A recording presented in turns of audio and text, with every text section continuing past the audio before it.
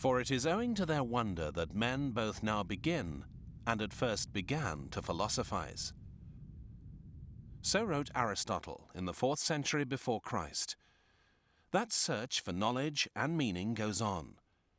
We still ask the same questions. Who are we? Why are we here? How should we conduct ourselves?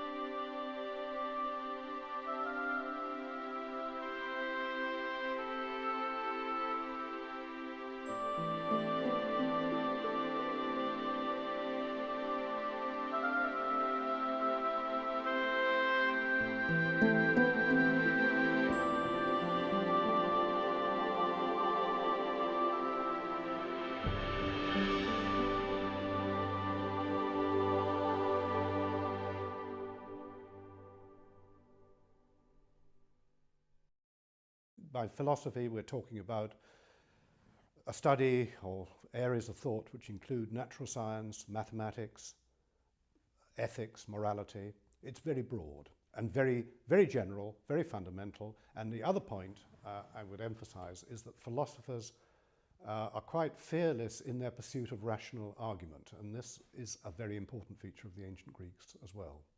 They follow arguments wherever they lead, even if they lead into unwelcome areas.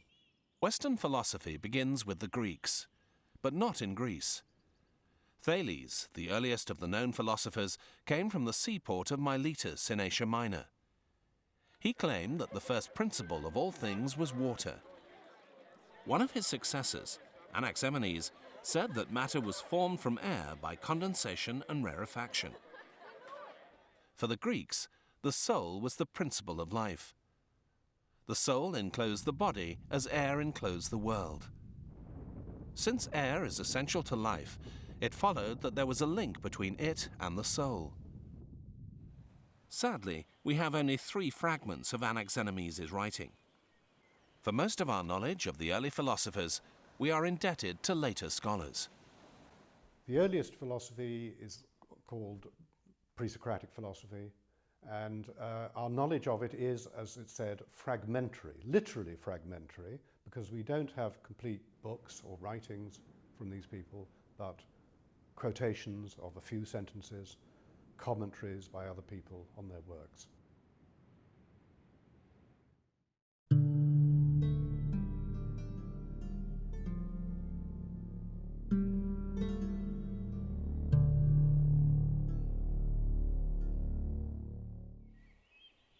Think of Pythagoras and we think of geometry, an hour spent calculating the area of the square on the hypotenuse. His father was an engraver of gems, and the young Pythagoras noted the pure geometric shapes of the cut crystals. Quartz crystals would give him a perfect pyramid. Iron pyrites is found in cubes massed together. The dodecahedron is found in nature in the common garnet, and the beryl is a cylindrical hexagon. It was with these crystalline shapes that his imagination constructed the solid bodies of the universe. He combined an interest in mathematics and science with his role as a sort of leader of a cult. His principal contribution is that he sees the nature of reality as mathematical. Mathematics, the theory of number, the theory of shapes, arithmetic, geometry, are seen by him as the understanding of everything, including things which seem perhaps quite unmathematical, like music or the fate of our souls after death. So that is the essence of the Pythagorean vision, I think. At the heart of Pythagoras' philosophy was the concept of number. He was fascinated by the mathematical relationships between the faces, vertices, and edges of solid figures. A cube has 6 square faces, 8 vertices, and 12 edges. Much of this was influenced by astrology, which had spread through the ancient world from Babylon. Even today, each sign of the zodiac is associated with a precious stone. For Pythagoras, mathematics held the key to understanding the cosmos, as he named the universe. He believed the earth was spherical and revolved round a great central fire which we cannot see. Around this revolved the sun, the moon, the 5 known planets, and the fixed stars. He had long studied music and the mathematical ratio between the notes of the harmonic scale. He believed that each of the 9 spheres that rotated round the central fire produced its own note. This was the music of the spheres. Pythagoras noticed a mathematical relationship between the length of a column of air, or a string in a musical instrument, and the pitch that was produced when that column of air or string vibrated. In particular, if you take a string or column of air of half the length of the original, you'll get the note that's an octave above the original note produced. If you take them in the ratio 2 to 3, then you'll get the fifth of the scale, and so on. But the theory that the universe was controlled by rational numbers came crashing down with the discovery of irrational numbers. An irrational number is a number which cannot be expressed as a ratio between 2 whole numbers. An example which mattered very much to the Pythagoreans is the square root of 2. That there is such a number, as Pythagoras' own geometrical theories indicated, but it can't be expressed in terms of the whole numbers. This was therefore a source of scandal and shock to the Pythagoreans. It seemed to undermine their program, and so this gave rise to the story, probably a story, not a true one, but a plausible one, that somebody who revealed that there are irrational numbers was punished by being drowned at sea. Aside from his experiments in music and geometry, Pythagoras is best known for his beliefs in the transmigration of souls. Pythagoras believed that there was a scale of reward and punishment for the soul after death. He took his ideas from an ancient religious sect associated with Orpheus. It was the Orphics who first developed the concept of the soul and its relationship to the body.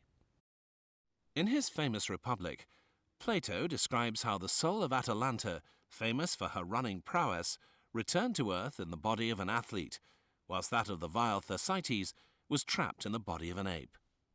After several reincarnations, the soul of the true believer could find release from the wheel of birth and achieve eternal peace. Some of the earliest philosophers, or earlier philosophers, like Pythagoras, as we've mentioned, would think of the soul as something that could travel between different bodies, which lends itself to a conception of the soul as immaterial, and an immaterial being that can inhabit one body or another. Whereas other of the earlier philosophers, notably Leucippus and Democritus, would have said that the soul was merely a material aspect of the body, or actually a material part of the body made up of like superfine particles.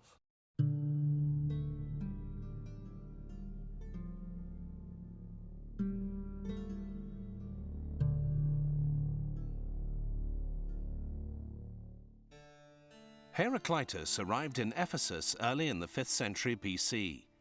He had lived as a hermit, eating grass, and had contracted dropsy. He tried to cure himself by being buried up to his neck in cow dung.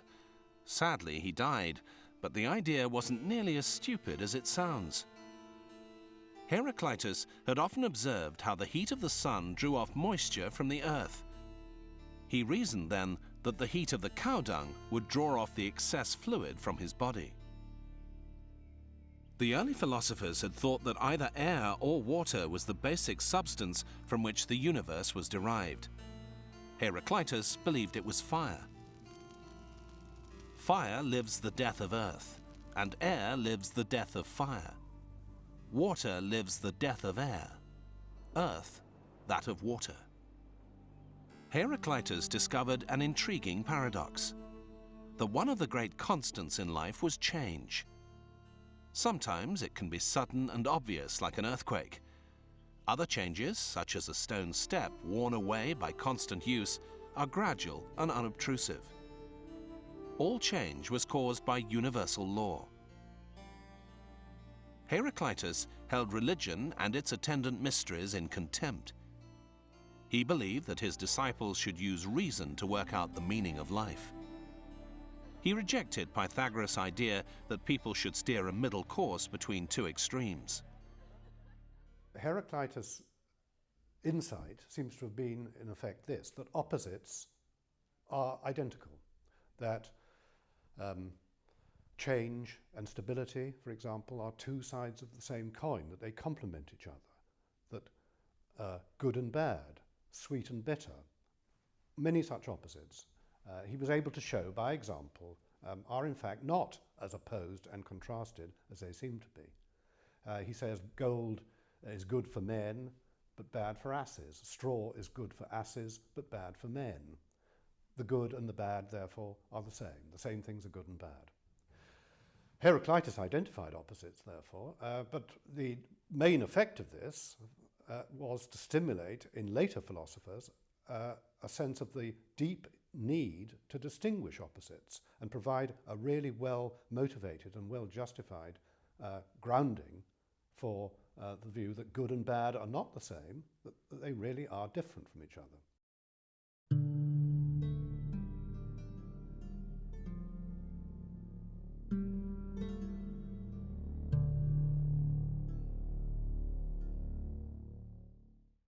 Unlike Heraclitus, Parmenides denied the concept of change. He put forward the idea that nothingness, or void, could not exist. If there was no void in which matter originated, or to which it returned, there could be no change.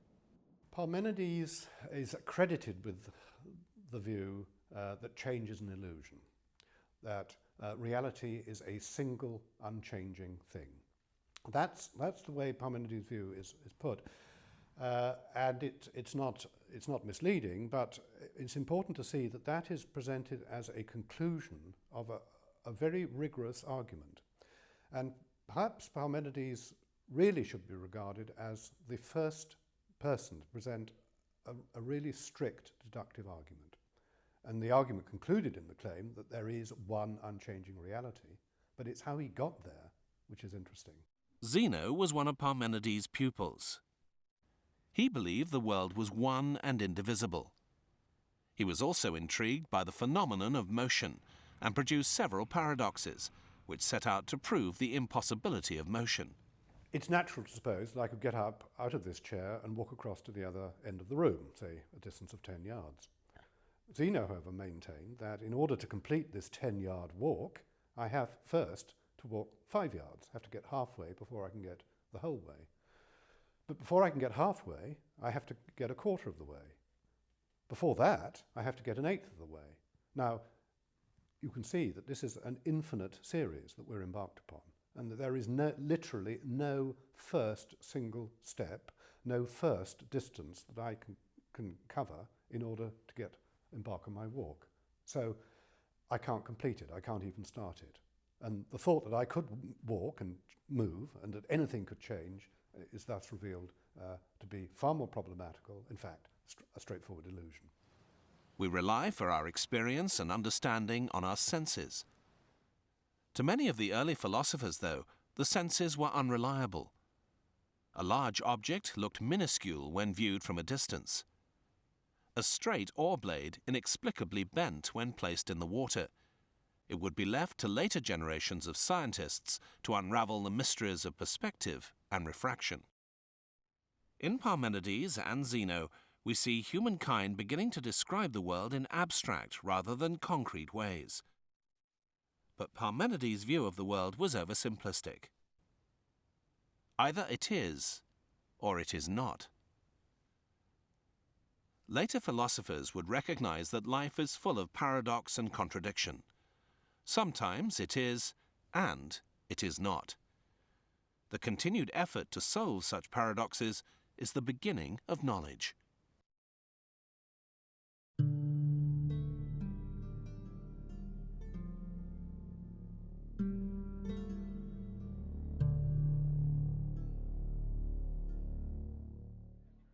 Like the early philosophers, Empedocles believed the entire universe to be composed of the four elements. To them, he added two forces, love and hate. Love brings all the elements together. Hate forces them apart. Empedocles defined life as the fitting together of the elements by the rivets of love. How could nature produce such diversity from just 4 elements? Empedocles drew a parallel with painters mixing colours. They create from them forms like to all things, making trees and men and women and animals and fish nurtured in water. Like Pythagoras, Empedocles based his theories of the nature of matter on the observation of everyday life. 23 centuries before Charles Darwin, he was already beginning to grasp the concept of evolution. Empedocles was another of these philosophers whose intellectual personality was very wide-ranging. He ranged from cosmological speculation to religious pronouncement. He, for example, declared himself to be a god, as well as investigating natural phenomena. That's the kind of intellectual range we don't find nowadays. Empedocles remarkably reasoned that the speed of light in air was finite. And of course we now think that it is indeed finite, but it took 2,000 years for people to do experiments to determine that the speed of light in air was finite. Given that the speed of light is so fast, it's not easy to notice the time it takes for light to travel from an object to the eye. Empedocles believed that all matter gave off emanations through pores on its surface. These emanations, in turn, were consumed by other matter. Tradition has it that he died by hurling himself into the fiery crater of Mount Etna because he thought himself a god. This is certainly an exaggeration. Empedocles may not stand in the pantheon of the gods, but he ranks amongst the greatest of the philosophers.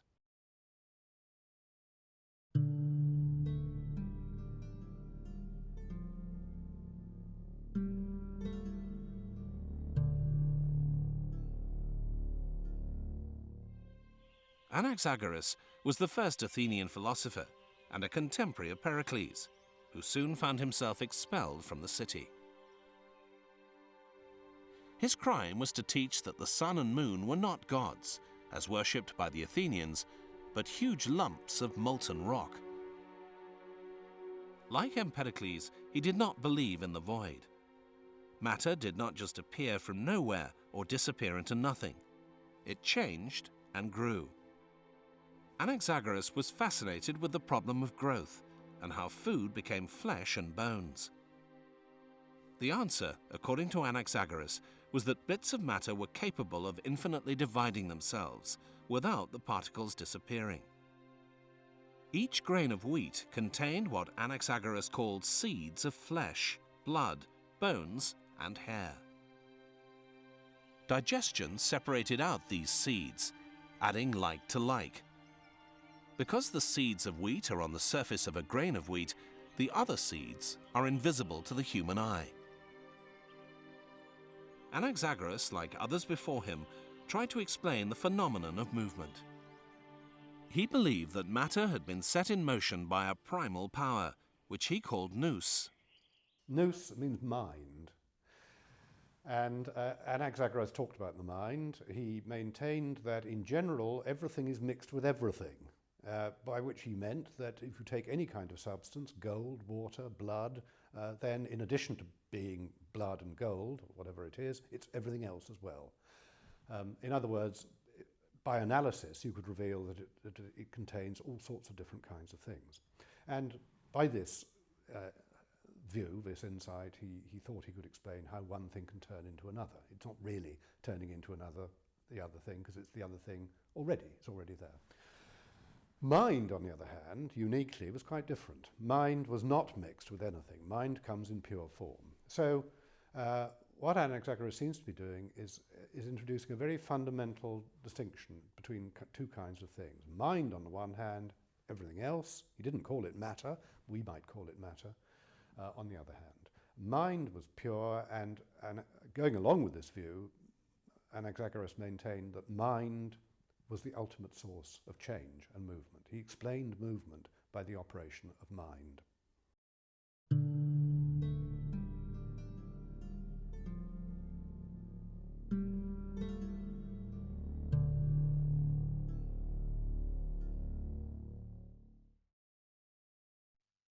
Socrates lived frugally. observing the Athenian craftsmen and using them to illustrate his theories. The shoemaker had the skill to make shoes, so the politician should have the skill to practice justice, truth, and statecraft. Sadly, this was often not the case. Socrates concluded that men act foolishly and wickedly because they don't know what's best for them, whilst the good person never knowingly does wrong. Socrates sought to understand how we should live and to practice the development of understanding. That he called the cultivation of the soul. That's a rather mystic-sounding enterprise, the cultivation of the soul. But really what he seems to have understood about it is developing yourself. And what does that mean? What is it about? What is yourself? What is the essence of a person? Well, it's our ability to reflect on things, to think about things, to seek the answers to questions. That fundamentally is what human life is about. And so that's what Socrates tried to do. And he went around talking to people, asking questions, engaging in arguments. That's what human life is. That's the good life. Socrates became a thorn in the flesh of the establishment, criticizing them for their amateurism and self-interest, like some Old Testament prophet. There was certainly something of the monk about him.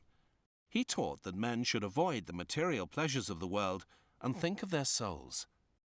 Perhaps it isn't surprising that in 399 BC he was charged with impiety and corrupting the youth of Athens, and was sentenced to commit suicide by drinking hemlock. He remained calm and controlled to the end. Either death is annihilation, and the dead have no consciousness of anything, or, as we are told, it is really a change, a migration of the soul from this place to another. Well, Socrates, I think, must be counted one of the seminal figures in the history of philosophy. He emphasized the importance of values as a central element in human reflection. Moral theory, ethics, has remained at the heart of philosophy ever since. This is a very important part of Socrates' legacy. He insisted on argument, on rigorous argument, on, as he would call it, dialectic or dialogue. And again, philosophers in various ways, in various forms, but always, in one form or another, have held firm to this project of engaging in argument, of disputing with each other. So that's very Socratic. Not taking things on trust, asking questions where there were questions to be asked, not remaining content with assumptions or with authority. This is very Socratic. In all of this, Socrates really shows, in exemplary fashion, how to be a philosopher, and that probably is his greatest influence.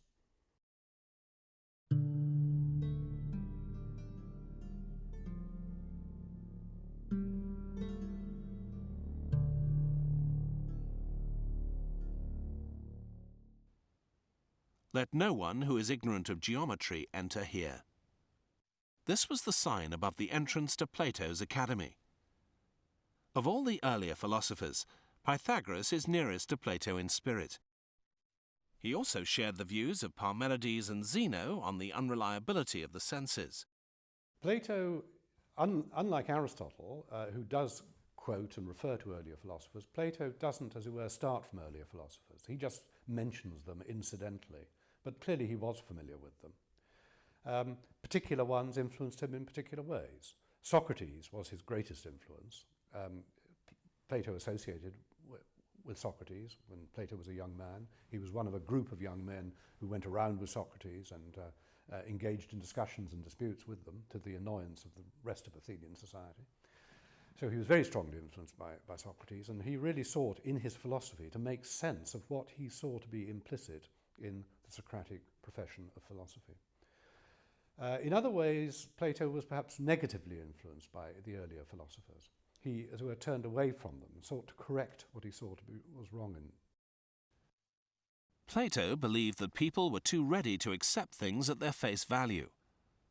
One cannot say whether a person's actions are good or bad until one defines the good. Laws cannot be called just or unjust until one defines justice. This led Plato to formulate a theory of forms and ideas. Plato, like Pythagoras, believed in man's immortal soul. He set out his theories of the soul in his book Phaedo. In it, he records Socrates' last day on earth. Socrates is asked how we acquire knowledge. Don't you think that the person who is likely to succeed in this attempt most perfectly is the one who approaches each object, as far as possible, with the unaided intellect, without taking account of any sense of sight in his thinking, or dragging any other sense into his reckoning? Plato held that, at birth, the soul forgot its knowledge of such absolutes as the good and the beautiful. Education was a means of helping the soul to remember them. Plato often crossed swords with the sophists.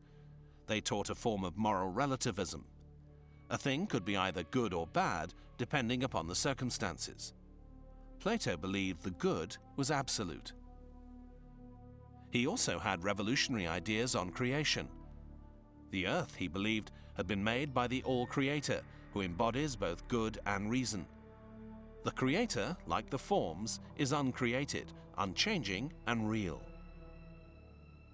Plato was also a political philosopher. His Republic explores the structure of the city-state and the citizen's role within it.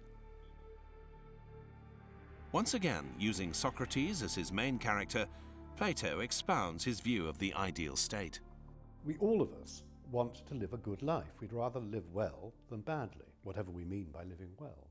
Well, what do we mean? What is it to live well? What is the good life? To be sure of living the good life, you need to know the answer to that question. You need a certain form of insight, knowledge, and understanding. And Plato argues that only philosophy can deliver that understanding. So only the philosopher has the right to be sure that the life which he's embarking on and is prescribing for others, if he's in control, only that life is the good life. And only the philosopher is justified in that conviction. So give the philosophers control and you'll live a good life. During Plato's long life, the power of Athens as a city-state began to wane as a result of the Peloponnesian War. Democracy collapsed, and power passed into the hands of a few aristocrats known as the 30. Plato left the city and traveled to Egypt, Syracuse, and southern Italy. It was during this later period that he wrote the Laws. Hence our epidemics of youthful irreligion, as though there were no gods such as the law enjoins us to believe in. He acknowledges the influence of Socrates on his beliefs, but towards the end of his life, he began to have doubts about his earlier theories on forms. Today, Plato's views on the state seem too authoritarian, with no opportunity for social mobility and education restricted to the selected few. Perhaps this is time's revenge, for Plato always considered time to be life's great enemy.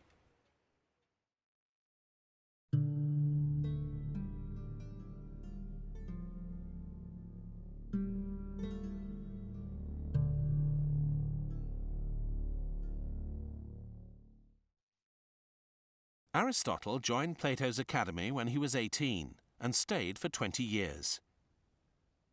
After the death of Plato, Aristotle left Athens and in about 343 BC became tutor to the future Alexander the Great. What he probably would have learnt from Aristotle is a respect for the world around us, for empirical reality.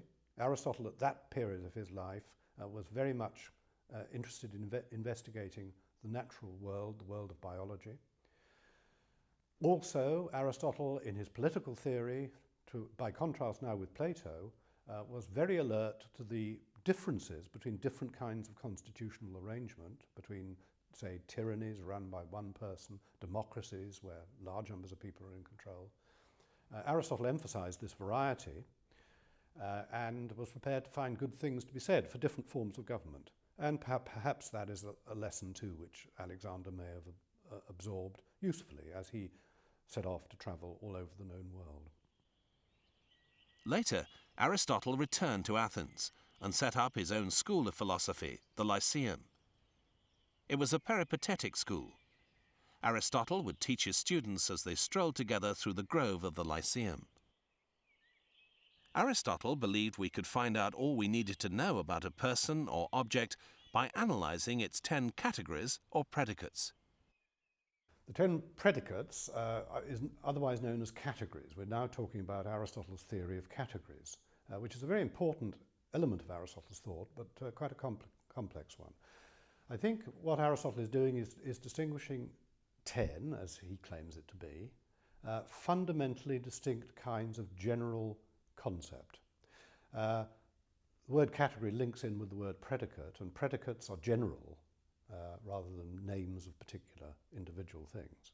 So we're concerned with general concepts, and Aristotle maintains that general concepts come in 10 irreducibly distinct kinds. Substances, for example, are fundamentally different from qualities, places, times, and so on. And a lot of Aristotle's detailed philosophy is based upon that insight and those distinctions, which enable him, for example, to say that amongst the different kinds of things which there are, substances occupy a primary and fundamental role.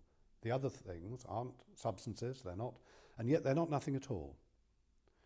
So it's a complicated, quite a technical theory, but it has very wide repercussions over Aristotle's theory. And in particular, you could say that Aristotle, if he asked the question, is being a thing, a single kind of thing, Aristotle would say no. Being is complex and ambiguous. And the theory of the 10 predicates or categories provides a leading clue to the analysis of that complexity. Aristotle believed that humankind grew in wisdom and knowledge, and that this sprang from an inquiring mind, an eagerness to know how nature worked. Like Plato, Aristotle believed in a god. But Aristotle's God was not a creator, but a prime mover. Aristotle's God is a god of the philosophers, but it's also a god of religious theory. Aristotle's God he describes it as a being whose nature is to think about his own thinking. That sounds a very abstract and remote specification. But Aristotle has detailed reasons for maintaining that does express the true nature of God. And there are two distinct kinds of reason for it. Firstly, he sees God as the ultimate cause or source of change in the universe. And for technical reasons, which I won't go into, the only way in which something could be an ultimate cause of change is by being purely intelligible, by being an object of thought. So there's a rather remote, technical and abstract philosophical reason for specifying the nature of God in this way. But there's another reason, and that's this. For Aristotle, thinking is the most valuable aspect of human life. It's what achieves for us the limited perfection which as human beings we can achieve. God, being by definition perfect, will possess this feature in degrees which we can't. So God thinks in ways and with an intensity and an endurance which we can't. God always thinks about the only thing worth thinking about, namely himself. And so Aristotle has in fact good reason, coming out both out of his theory of change and out of his theory of value, for giving what is at first sight a very abstract and forbidding specification of the nature of God as a being which thinks about his own thought processes. On the more practical level, Aristotle was interested in ethics and politics. He believed in the concept of the good, which he defined as that at which all things aim. The function of the good man could be equated with an activity of soul which follows a rational principle and is carried out in accordance with goodness or virtue. So happiness is an activity, not a state or disposition. In his ethics, Aristotle also advocates the mean, the middle course that avoids extremes. The man who shuns and fears everything and can stand up to nothing becomes a coward. The man who is afraid of nothing at all but marches up to every danger is foolhardy. Humankind was not self-sufficient. Male and female were united in the family. Families were integrated in the community, and the community in the state. He also accepted slavery, though slaves should be drawn from foreigners and barbarians. Like Plato's ideal republic, Aristotle's had its own fixed hierarchy, with no room for social mobility. but it was less authoritarian. Aristotle gives a much richer account of the ideal state, or rather, and this is the point, the ideal states. He finds good things to say about many different kinds of constitutional arrangement. And correspondingly, there are many diverse ways in which things can go wrong as well. Plato's ideal state says it's a situation where a philosopher is in control. So clearly, in some sense, it's ruled by an individual, or at least by a very small coterie. Aristotle, on the other hand, recognizes that rule by a single individual or a small group can be well conducted, but of course it can go horribly wrong. A despotic tyranny is ruled by one person, which is thoroughly perverse, or ruled by a small clique, an oligarchy. On the other hand, Plato opposed democracy ruled by the many. Aristotle found some good things to say about democracy, provided it was conducted in the right way. He called that a good constitutional government. But equally, it can go wrong. If the masses, the many, are ignorant and pursue bad goals, then we'll get a thoroughly bad form of democracy. So there are complex arrangements, and they can go well or badly. And that's the contrast between Aristotle, who draws distinctions, and Plato, who much more goes down a single track. Aristotle believed that theatre played an important part in the life of the state. It was a communal act, and also a therapeutic one. Witnessing the reenactment of tragic events produced a catharsis, or a purifying of the soul.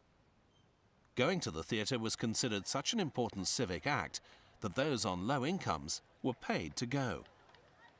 He was known for centuries as the philosopher, and even though now we don't call him that, there is no philosopher, I think, anywhere in the world, through all the diverse forms that philosophy takes, who wouldn't acknowledge Aristotle as probably the leading figure in his background. But let me be more specific. Aristotle historically led particularly into the natural theology of two major religions, Christianity and Islam. Of course, there's more to Christianity and Islam than Aristotle. There are the revealed elements in their respective sacred books. But both of them found in Aristotle a massively sophisticated and complex philosophical underpinning for the revelations in the sacred texts. And so Aristotle was influential throughout the learned and civilized world of the medieval world, both in Western Europe and in the Arab world, for very many centuries. Now, there was a downside to this. When finally people came to try to shake off the rather restrictive form of the religious authority in the Renaissance, for example, then Aristotle got blamed for the bad bits of this authoritarian dogma and came to be seen as an enemy of scientific advance. That was, of course, quite unfair, because it wasn't Aristotle who was opposing it, but the religion which had been yoked with Aristotle.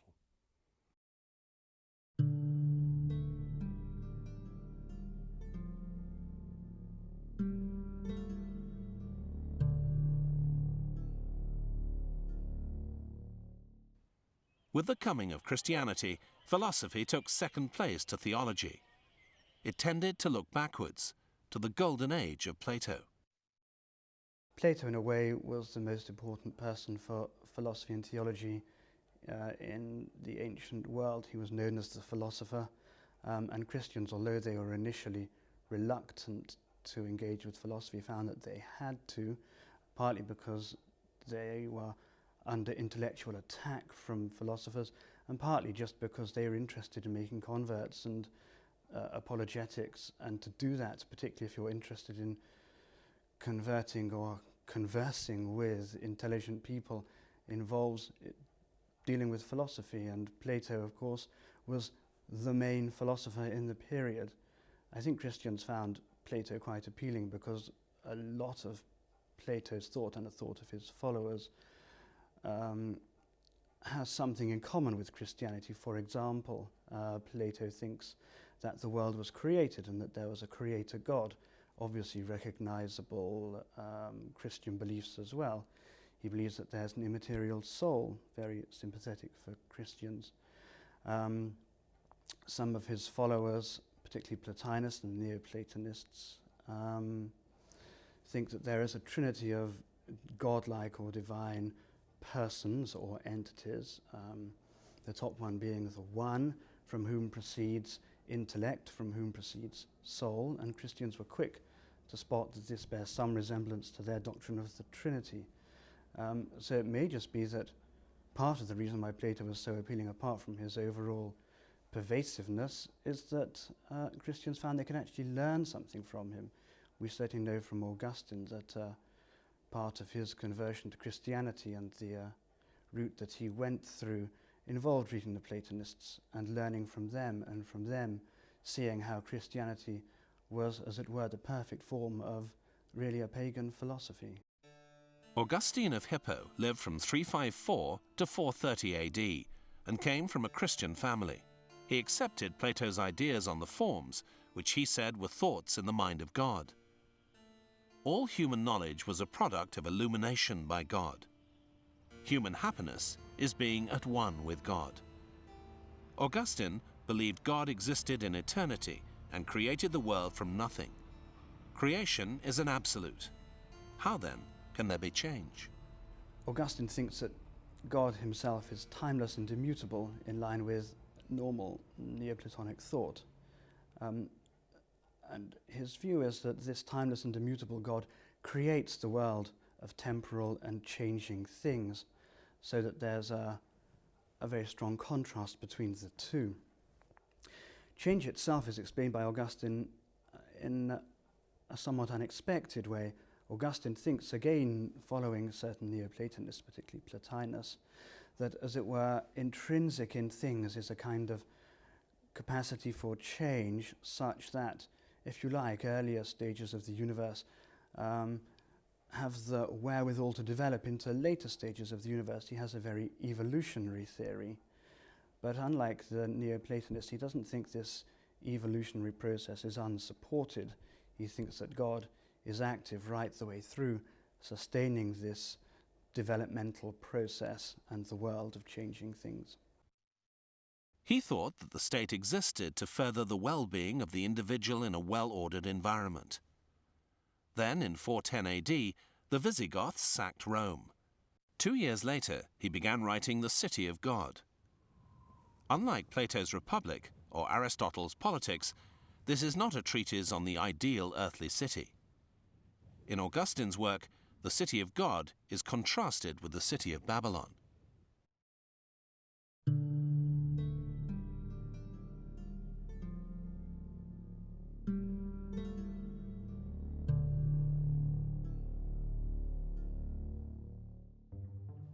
It was Albertus who introduced Aquinas to the works of Aristotle. Like the Greek philosopher, Aquinas believed that truth could be arrived at by logic and reason. Aquinas followed Aristotle's theories about the movement of the spheres that bore the heavenly bodies. But Aquinas believed that angels were the causes of this movement. The fundamental feature of angels for Aquinas is that they lack matter. The reason for this is that matter is that principle which allows something to be destroyed by some natural agent, and Aquinas thinks that angels are indestructible by any agent other than God. The lack of matter has a rather disconcerting consequence, which is that each angel is a different species. Michael, the archangel, is as different from Gabriel, the archangel, as a dog is from a cat, perhaps. The reason for this is that Aquinas thinks that material substances like you and me are distinguished from each other by effectively being different lumps of matter. Angels don't have matter, so they must be distinguished from each other in some other way. And the way in which Aquinas believes they are distinguished is by being different kinds of thing. But its lack of matter also means that it can't exist in the universe in the same way as material beings do. And Aquinas believes that for an angel to be present in the universe is just for an angel to be causing an effect somewhere in the universe. And that's all there is to it. Aquinas taught that men, as political animals, needed the state to further the ends of its citizens. But human law was subordinate to both natural and divine law. The Church existed to further men's union with God. Although Aristotle was very useful for the medieval theologians, there were certain difficulties that were raised and that kept on cropping up really throughout the 13th century. Fundamentally, Aristotle's worldview is very naturalistic. There's not really a place in it for a creator God, for example. Aristotle thinks that the world is everlasting, it doesn't have a beginning, and his God is something rather different from the Christian's creator. Matters reached something of a crisis in the 1270s, culminating in 1277 with the condemnation of a large number of Aristotelian claims taken from really Christian writers through the 1260s and 1270s, including Thomas Aquinas, who was recently dead by then. The Archbishop of Paris took exception fundamentally to what theologians perceived to be the necessitarianism of Aristotelian thought, that is to say that everything happens as a matter of necessity, including not only the actions of creatures, but also the creative act of God. And this was felt to be inconsistent with Christianity in quite a big way.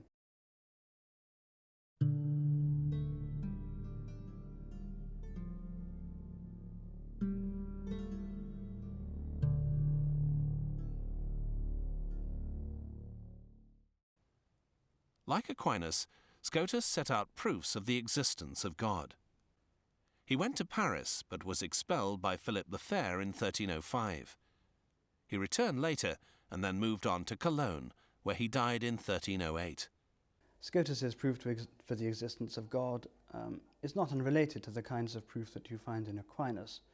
So, for example, Scotus thinks that you can formulate an argument for a first cause, and that you can formulate an argument for a final goal of all existence, and he also thinks that you can formulate an argument for a most perfect of all beings. He takes much more trouble than Aquinas to try to show that this is one and the same being, and that you shouldn't really call it God until you've managed to show it's got certain attributes. But Scotus thinks that the kinds of proof that we find in Aquinas aren't in themselves sufficiently rigorous. What he objects to is the fact that Aquinas' premises are contingent, that is to say, they're not premises that are logically necessary. But for a good Aristotelian argument, Scotus thinks you need premises that are logically necessary, such that they couldn't be false. So he replaces the first premise of the cosmological argument, for example, with the claim that it's possible that there are caused beings, which he thinks is necessarily true. From this he infers very quickly that it's possible that there are causes, and rejecting the infinite regress, that it's possible that there is a first cause. Then he makes a move rather similar to Anselm's ontological argument. He reasons that if God exists at all, his existence is logically necessary. This means that either God's existence is necessary or it's impossible. But he's already shown that the existence of a first cause is possible, which quite validly yields the conclusion that God's existence is necessary and hence that God exists. Scotus drove the first wedge between theology and philosophy. He believed that terms such as being, one, true, and good had only one meaning. Without this, knowledge of God would be impossible. In 1543, Copernicus put forward his theory that the Earth rotated around the Sun, a notion taken up by Galileo. Humankind's perception of the universe would never be the same again.